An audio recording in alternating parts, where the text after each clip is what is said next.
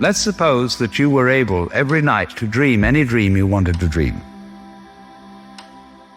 And that you could, for example, have the power within one night to dream 75 years of time, or any length of time you wanted to have.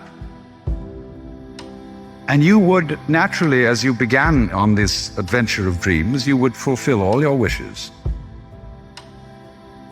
You would have every kind of pleasure you could conceive. And after several nights of 75 years of total pleasure each, you would say, well, that was pretty great. But now let's have a surprise. Let's have a dream which isn't under control.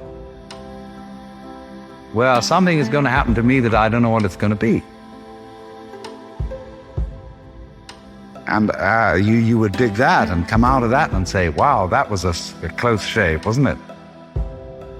And then you would get more and more adventurous, and you would make further and further out gambles as to what you would dream. And finally, you would dream where you are now.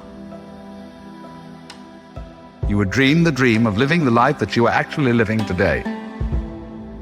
That would be within the infinite multiplicity of choices you would have, of playing that you weren't God.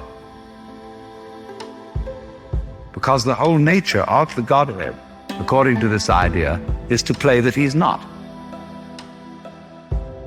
The first thing he says to himself is, man, get lost. Because he gives himself away.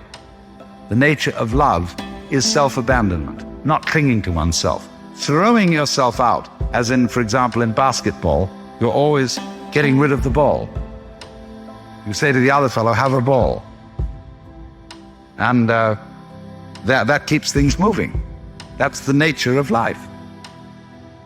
So in this idea then, everybody is fundamentally the ultimate reality.